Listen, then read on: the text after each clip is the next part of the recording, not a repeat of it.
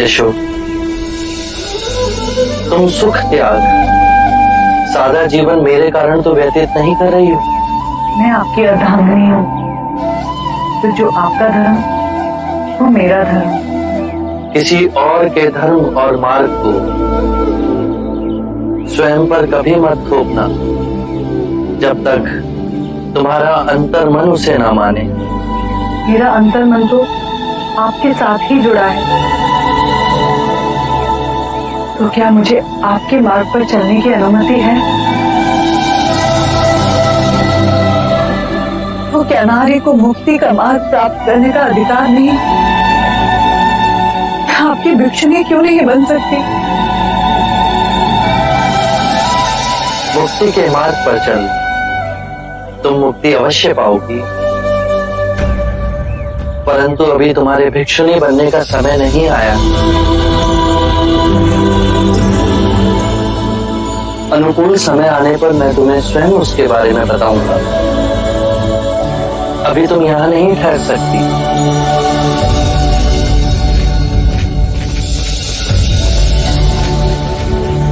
क्या मैं आपके साथ रह सकता हूँ? मैं जानता था आप मुझे अनुमति दे देंगे। मैं आपका उत्तराधिकारी जो हूँ। अवश्य, सही समय आने पर मैं तुम्हें तुम्हारा उत्तराधिकार अवश्य दूंगा। ज्येष्ठ,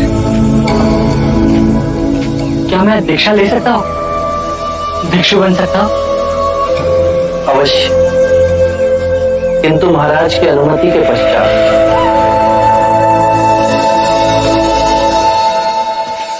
नंद में संकल्प शक्ति का अभाव है, जो जीवन के किसी भी निर्णय को लेने के लिए आवश्यक है, चाहे वो राजा बने या भिक्षु। सत्य पहचाना। नंद ने भिक्षु बनने की इच्छा प्रकट की है। यदि आपकी आज्ञा हो तो उसे एक महासंघ में रहने दें। वो भिक्षु जीवन जिएगा, नियम और प्रशिक्षण में बंधेगा, तो उसमें संकल्प शक्ति का उदय होगा। यदि वो केवल प्रभावित होकर भिक्षु बनना चाहता है, तो एक माह भी संघ में नहीं रह पाएगा। पर इस समय साधना और अभ्यास से उसमें स्पष्टता का भाव जागेगा और दृढ़ता का विकास होगा।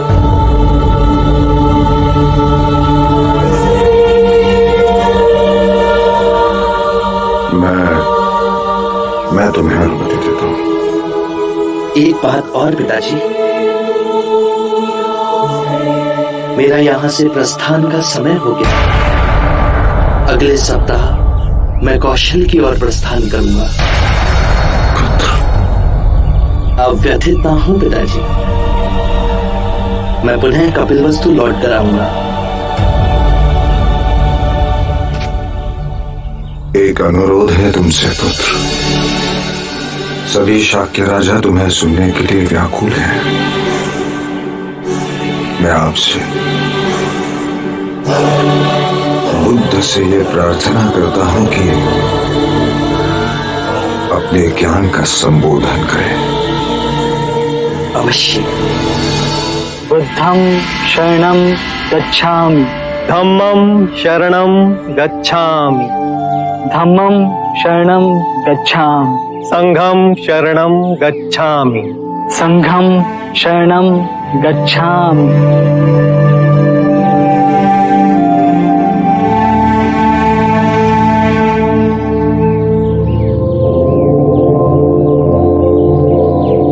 नंद, आज से तुम भी संघ के सदस्य हुए। आज से तुम अष्टांग मार्ग का पालन करोगे। ध्यान में मध्य में स्वयं को केंद्रित करोगे। भिक्षा पात्र ले सभी भिक्षुओं की तरह आज से तुम भी भिक्षाटन करोगे। मैं पूर्ण प्राण लगाकर ध्यान उपलब्ध करूंगा और केवल आपके बताए हुए मार्ग पर ही चलूंगा। पिताजी, अब नंद काका सदैव आपके पास ही रहेंगे। मुझे भी दीक्षा दे दीजिए। तुम्हें भी दीक्षा दी जाएगी। तुमने मुझसे अपना उत्तराधिकार मांगा था, अब उसे देने का समय आ गया है। बुद्ध, इस अबोध बालक को हम भिक्षु कैसे बना सकते हैं? राहुल को अभी केवल दीक्षा के लिए तैयार होने का अभ्यास कराया जाएगा। जब ये बड़ा हो जाएगा तो इसे पूर्ण दीक्षा दी जाएगी। अभी केवल उसे नवदीक्षित की प्रतिज्ञा मात्र ही लेनी है। मैं राहुल को स्वयं नवदीक्षित की प्रतिज्ञा दूंगा।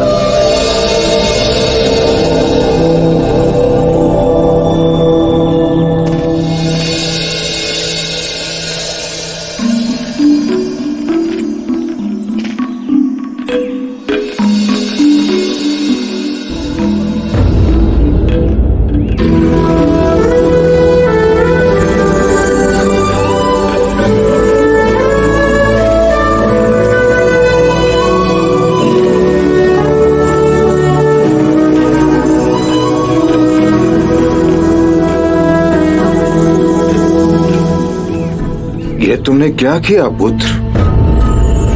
मैंने नंद को केवल एक महाभिक्षु बनने की अनुमति दी थी और तुमने मेरे पौत्र राहुल को भी भिक्षु बना दिया।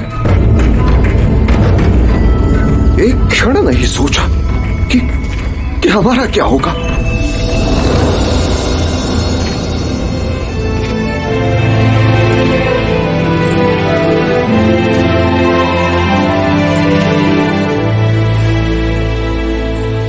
जब तुम सन्यासी बनकर घर त्याग कर चले गए, मैंने अतः वेदना और कष्टों में दिन काटे। तुम तो सर्वज्ञानी हो। मेरे जैसे साधारण व्यक्ति का दुख तुम अवश्य भाप लोगे। मैं सांसारिक हूं। मेरे लिए पिता, दादा, पौत्र सब रिश्तों का महत्व है। एक विनती है तुमसे, भविष्य में किसी अबोध को दीक्षा देने से पूर्व उनके प्रियजनों की आज्ञा अवश्य लेना। पिताश्री, जब राहुल ने मुझसे दीक्षा लेने का आग्रह किया तो मैं पिता होते हुए भी एक क्षण को विचलित नहीं हुआ। क्योंकि ये मार्ग तुम्हारा स्वयं चुना हुआ है। इस मार्ग पर केवल दो ही भूल हो सकती। एक,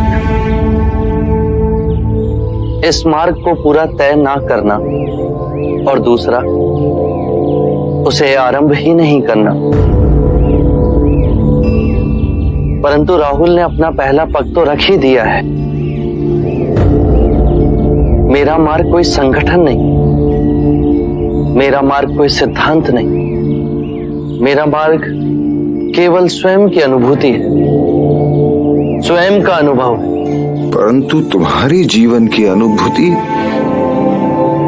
हमसे विभिन्न कैसे? क्योंकि मेरी निद्रा टूट गई। मैं अपने जीवन को जागरूक होकर जी रहा हूं। मैं अपने जीवन को हर क्षण में केंद्रित हो उसके चमत्कारों को देख रहा हूं। मेरे अंतर में ना तो कोई पिपासा है, ना ही कोई भय। तुम मुक्त हो, स्वच्छंद हो। पिताश्री, जीवन की इस पीड़ा और दुख से मुक्ति का मार्ग जिसे मैंने खोजा है, इससे मेरे ही परिवारजन अछूते रह जाए। यदि राहुल और नंद इस पथ पर चलेंगे, इसका अभ्यास करेंगे,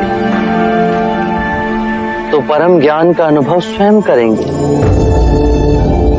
और यही परम ज्ञान मेरा उत्तराधिकार है, जिसे मैं बिना भेदभाव के सबको दूंगा।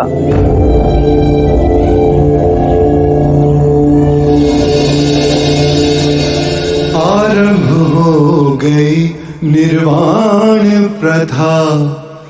सुनो सुनो ये बुद्ध कथा।